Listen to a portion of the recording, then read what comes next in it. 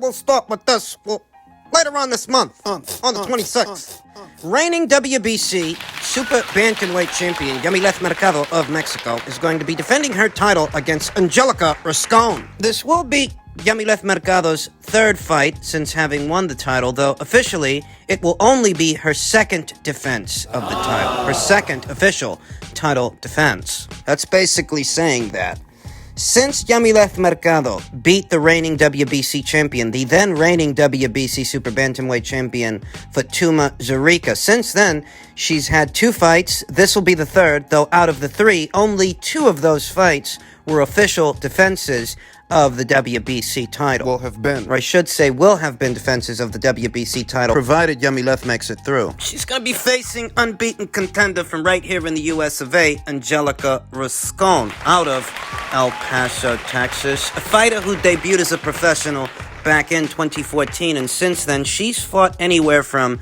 super bantamweight, featherweight, super featherweight, all the way up there to lightweight. Angelica's last fight, which was fought within the featherweight limit, that fight was ruled a no contest as a result of a headbutt in the 3rd round. The fight was stopped as a result of that. A no contest. And that fight was earlier this year in February. Thus, Angelica approaches this fight having fought at least once in the last 12 months. And what that basically means is Angelica won't have any ring rust to have to shake off. She's about as sharp as she's going to be ahead of this world title fight with Yamileth Mercado.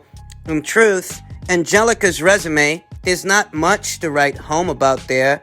The level of competition really is pedestrian, though I don't think that in and of itself, I don't think that alone is reason enough to write her off or overlook her, lest we forget Alejandra Guzman, who challenged Yamileth Mercado the fight before. There wasn't much to write home about on Alejandra Guzman's resume, but if you saw the fight, if you took it in, she gave Yamileth Mercado a run for her money, landed some really good shots. It was a really good competitive fight in spots. Thus, the same could apply here with Angelica Rascon, that maybe her resume ain't the best, but that don't make her no pushover. We're gonna have to give this girl a closer look before we make any decisions, jump to any conclusions as to what might happen in this upcoming fight later on this month. I want to say that Yamileth Mercado, provided she makes it through this, she can go on to do very big things for the sport of women's boxing. She really can, because she's got star power. She's got a certain undefinable quality,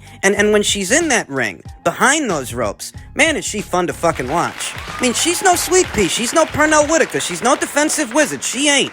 She's a get one to give one kind of fighter. But that's what makes her fun to watch. It really does only add to her marketability. That really only does add to her appeal as a fighter. That if you turn on the TV and you want to see a brawl, that's what you're going to get when Yami Mercado is in the ring. Reigning WBC champion. The WBC's reigning super bantamweight champion, that's 122 pounds. 122 pounds where Yami is one of 4 world champions, set to be 3 very soon, as Dina Thorsland is set to move down from 122 down to 118 pounds to challenge for the WBO title down there. Who will be the next WBO champion in this division?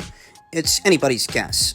Venezuela's own Marlene Rivas holds the WBA title. Argentinia's own Daniela Bermudez holds the IBF title. And it could be a while before we see her again. As Daniela very recently took to her social media account by way of Instagram to announce that she is with child.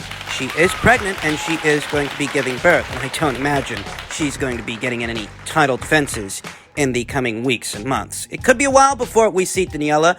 Don't know if the IBF is going to let her hang on to that belt during that time. They might. They let Jennifer Hahn hang on to hers for a while when she was with child. So we'll see. In any event, the landscape of the 122-pound division, the super bantamweight division, that landscape is changing with Dina Thorsland's descent down to bantamweight from super bantamweight. The absence, what will be the absence of Daniela Bermudez, that really does narrow down the pool of champions, world champions, active reigning world champions, to just the two. Jamie Mercado holding the WBC, and Mayerlin Rivas holding the WBA. Who knows, maybe somebody will move up. And maybe somebody will move down, fill the void. In any event, on Saturday, June 26th, later on this month, Jamie Mercado will be making her second defense of the WBC title, and we'll see if she can hang on to it. We'll talk more about the fight and get into a full fight breakdown as the fight date approaches. In welterweight news, per tweet from Michael Benson, Errol Spence, I don't want nothing to do with Keith Thurman. That ship has sailed. That's a fight I really have no interest in. It's just how he is. He's a cornball to me. He's corny as hell, and he really just believes his own shit. I can't stand him. This was By way of per an interview conducted by one Barbershop Conversations, where Errol Spence Jr. said a mouthful about a lot of people. Said some things about Terrence Crawford, said some things about Bob Arum, said some things about Keith Thurman. Keith Thurman, who we're about to talk about, because here and now, I don't have much patience for the Crawford versus Spence conversation. We'll get to it, but for now, let's talk about Keith Thurman, and let's talk about why Errol won't give that guy the time of day. The truth is that the ship sailed for that fight a long fucking time ago, and here and now, Keith Thurman is in no position to have it. He's in no position to have it because he still hasn't rebounded off the loss to Manny Pacquiao, which was close to 2 years ago. We're coming up on 2 years, 2 full years since that fight took place. Keith Thurman, in the last 2 years, has not found the time to squeeze in a simple tune-up fight to keep the machine well-oiled. Keep the tools sharp. You know, it's for this reason I never believed he actually wanted that Terrence Crawford fight. I refused to believe that he was going to walk straight into that fight off a loss to Manny Pacquiao and a year of inactivity. It's been roughly 2 years since that fight. How much time has passed? And you're telling me that Keith Thurman couldn't find the time to have himself a little Sebastian Formella kind of fight, little keep busy fight, little tune-up fight to keep the tools sharp? Come on. If he didn't, it's his own fault. If he didn't, that's on him. Come on. As soon as things didn't materialize with Terrence Crawford, if he really wanted that fight, which I don't think he did, but as soon as things didn't materialize, he should have looked to fight someone else, anyone else, just to get the opportunity to get back out there and warm himself up so in his next showing, he could have a big fight.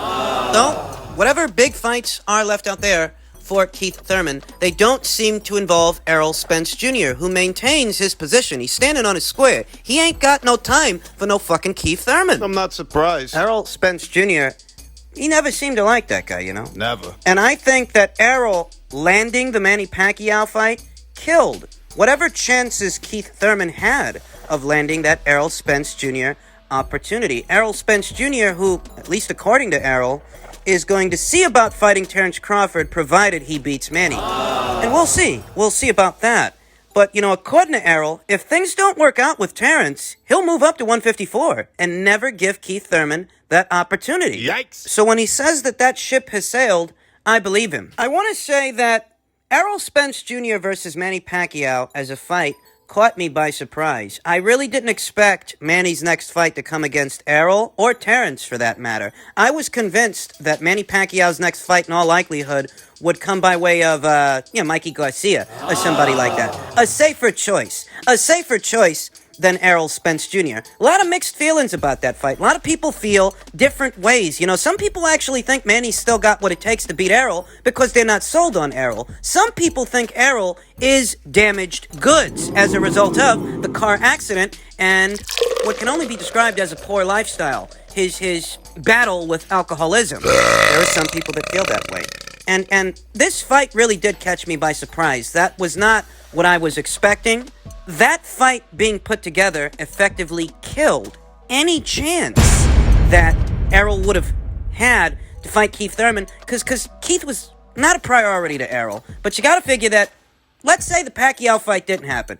let's say that Errol was in the market for a dance partner. Now, maybe he would have hit up Ugas, see about having a unification match with him, maybe. I don't know. Keith Thurman's name would still be a name, and maybe while Errol's taking care of Ugas, Keith can get himself a tune-up fight, and then they can have a showdown between them, something along those lines.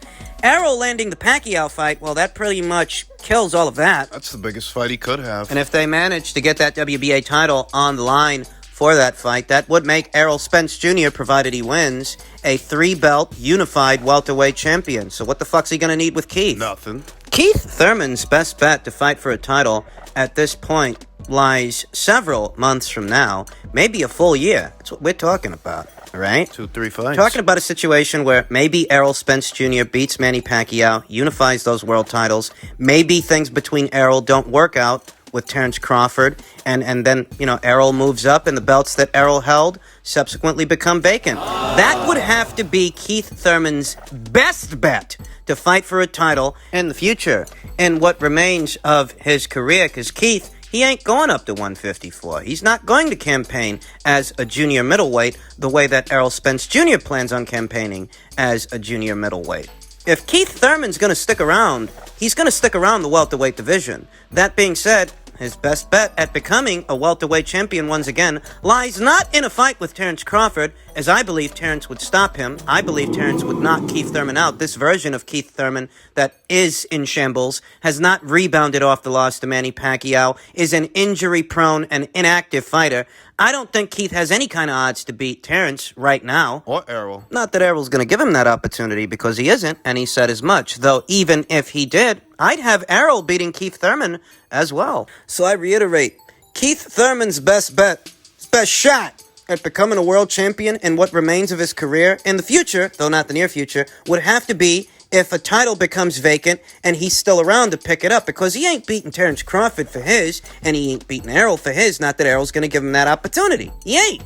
This isn't what I thought Keith Thurman's career would look like back in, I don't know, what was it, 2016 when he beat Danny Garcia? I didn't think things were going to work out like this, but, well, they did. I've been going through a hard time lately, but I've been seeing some stuff that's being said about me, my character. And just know I'm coming back with a vengeance, coming to destroy all that, everything being said about me, who I am as a fighter. And I'm going to show you why I'm the one not to play with.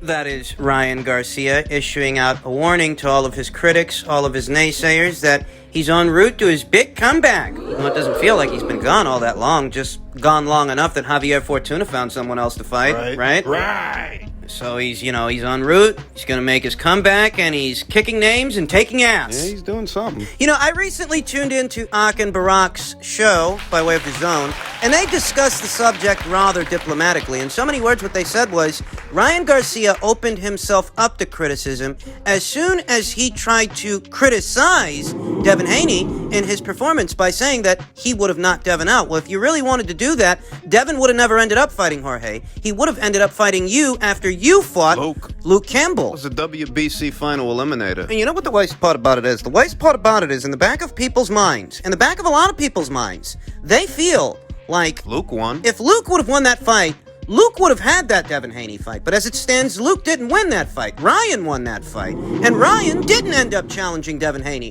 for the WBC title. He found some way, shape, or form, some convenient explanation around that belts don't matter and he's not interested in fighting Devin Haney. Well, if you're not interested in fighting him, you don't need to worry about how he looks in his fights, telling him that you'd knock him out when you had that opportunity. Says he's not interested in Devin because he's targeting Manny and Javante. Doesn't end up fighting either of them. Instead, he ends up being tacked on to a Javier Fortuna fight that he pulls out of just long enough for Javier to end up fighting somebody else. And now he's already talking about coming back. Leo, a friend of the channel, sometimes on the panels of our live streams here, he said this was going to happen. He said it wouldn't be long before Ryan returns to the ring. And when he does, he'll fight someone a little bit more safe than Javier Fortuna. We'll see if that prophecy is fulfilled, as special attention is going to go into who Ryan fights next. Because if it's not somebody as good as Jorge, if it's not somebody as good as Javier, if it's not somebody like that, given the corner that Ryan Garcia has painted himself into In this situation, and Ivan Mendy and Emmanuel to go, that simply won't do. You have to fight someone as good as formidable as Jorge Linares, as formidable as Javier Fortuna, or you gotta fight Devin Haney himself. You got to. You ain't got no excuses. You got to. You pulled out of that fight because of your mental health, the Javier Fortuna fight. But your mental health was good enough that you could talk some shit. A lot of people don't think there was anything wrong with this kid. And a lot of people are sick and tired of trying to understand Ryan's situations, the many crises that he goes through ahead of most every single fucking fight he's had in recent memory. This guy's always in crisis. He's always got an issue for some reason, one reason or another. There's always a problem when Ryan's supposed to have a fight. There's always a delay. There's always an issue. People are sick of having to understand. And didn't he say he's supposed to retire at 26? 22 years old now, and that would have to mean that he's only got 4 more years left in his professional boxing career. Thus, he cannot go on to be Golden Boy Promotions' next Golden Boy behind Canelo Alvarez, who was far more accomplished at 26 than Ryan Garcia is here and now. Ryan Garcia, who's known for throwing tantrums and pulling out of fights and talking out the side of his face. I mean, I'm not trying to give the kid a hard time. I gave every single one of those situations special consideration. But after a while, it just seems like a preponderance of evidence that all points to a kid who has a wavering commitment to the sport of boxing. That he's getting a little bit too big in the britches, and he's just a contender. He's not a world champion. He's not yet a pay-per-view draw. He has the potential to become that kind of an attraction, but his head's getting too big. You can't raise a stink every time you're supposed to have a fight. Especially when you just crossed into contender status. You're not a world champion or a unified champion or a multi-division champion. You're not yet as big a draw as you think you are. You could be those things, but you'll effectively sabotage your own career with these constant gripes and what can only be described as diva antics. You can't sit here worrying about how Devin Haney looks in a fight when you know what you were actually supposed to fight him. The way it's looking now, the winner of Javier Fortuna versus Jojo Diaz, they might end up fighting Devin Haney. So let's say Javier Fortuna beats Jojo Diaz. He goes on to fight Devin Haney. Maybe he beats Devin Haney. Ryan don't get to talk shit after that. All people are going to say is, that's why Ryan ducked him. That's why Ryan pulled out of that Fortuna fight. There's no corners to hide in anymore. Even if Devin were to lose to Javier Fortuna. You were supposed to fight Javier before Devin, and the same applies to Jorge. You were supposed to fight him too. You pulled out of both of those fights. You don't get to talk shit.